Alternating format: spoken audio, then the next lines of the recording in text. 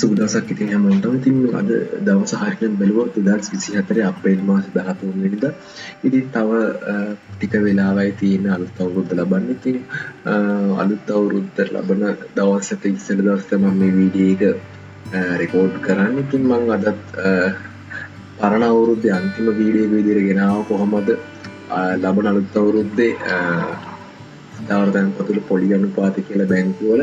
ඉතින් තාමත් ඉතාමත් අවමාර්ගයක තමයි ස්ථාවරතැන්පතුවල පොලි අනුපාත තියෙන්නේ. ඉතින් මම සුබ අලුත් අවුරුද්දක් වේවා කියලා හැමෝටම කියන ගමන් ඉතින් මම අදත් ගෙනාව මොනවද බැංකුව කියලා ගෙනාවොත් අද මම ගෙනාව සම්පත් බැංකුව, HNB බැංකුව, RTB බැංකුව, සෙලාන් බැංකුව, මහජන බැංකුව, කමර්ෂල් බැංකුව, ඒ වගේම අවසානයේ විදියට ලංකා බැංකුව. ඉතින් මේ බැංකු කීපේ පොලි අනුපාත කොහොමද අලුත් අවුරුද්ද සඳහා ස්ථාවරතැන්පතුවක් දානවා නම් කියලා දැනගන්න තමයි මම ඔයාලට ගෙනාවේ.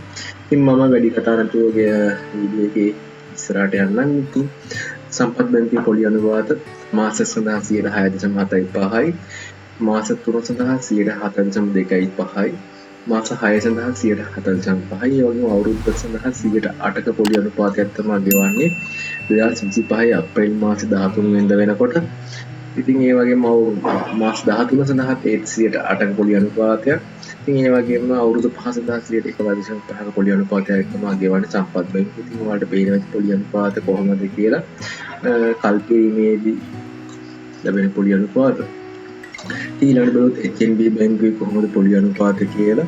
ඉතින් මාසයක් සඳහා 6.75යි කල්පීමේදී, මාස 3ක් සඳහා 7%යි, මාස 6ක් සඳහා 7.2.5යි.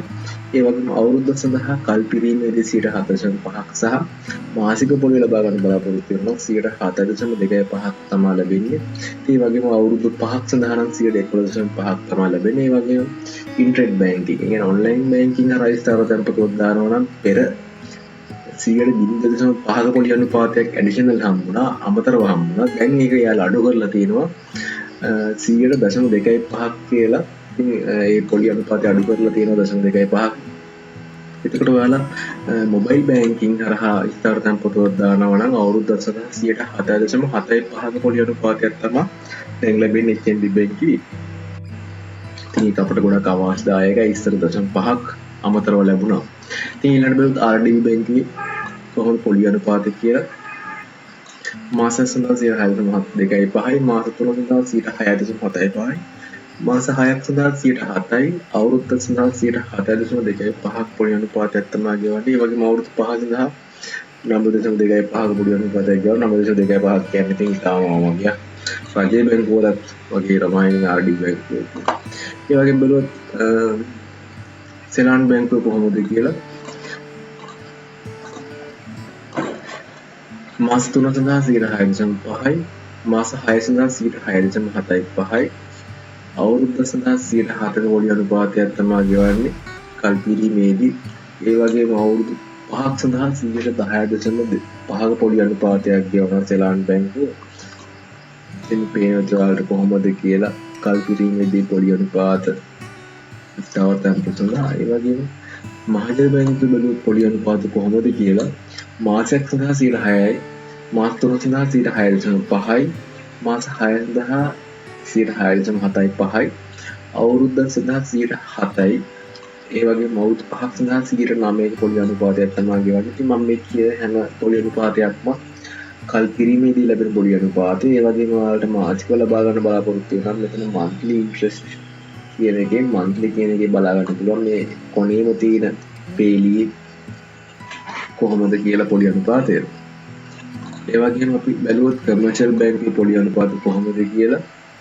මාසයක් සඳහා කල්පිරීමේදී 6.75යි, මාස 3 සඳහා 7%යි, මාස 6 සඳහා 7.5යි. ඒ වගේම අවුරුද්ද සඳහා කල්පිරීමේදී නම් 7.5ක් සහ මාසික පොලි ලබා ගන්න බලාපොරොත්තු වෙනවා නම් 7.3.8ක් තමයි ලැබෙන්නේ කමර්ෂල් බැංකුවේ. ඒ වගේම අවුරුදු 5 සඳහා පොලි අනුපාතය 10%ක් තමයි ලැබෙන්නේ කල්පිරීමේදී. ඒ වගේම ඔයාලට මේ කොනේම මේ පේනවා ඇති EFT, ඒ කියන්නේ ඉන්ටර්නෙට් බැංකින් හරහා පොලි අනුපාතය ලැබෙන විදිය වැඩිවීමක් තියෙනවා හැම එකම සඳහා. ඉතින් මේ වලට පේනවා ඇති අවුරුද්ද සඳහා කල්පිරීමේදී 7% 7.2%.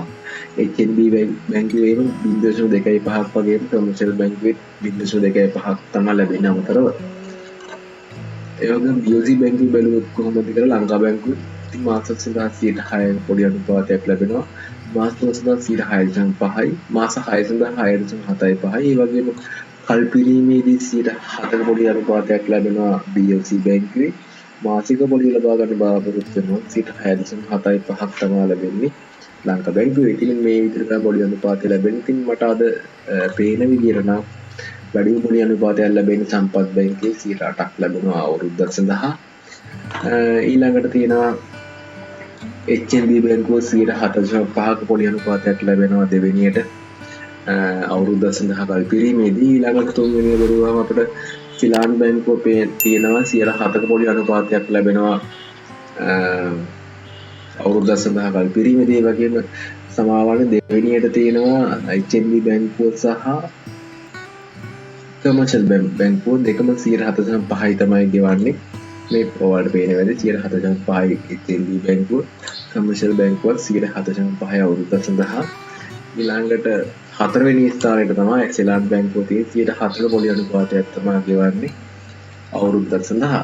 ඒ පිළිවෙලින් අන්නේ විදිහට තමයි තියෙන්නේ පෞද්ගලික බැංකුවල පොලි අනුපාතය. ඉතින් මම අද වීඩියෝ එක මම මෙතනින් අවසන් කරනවා.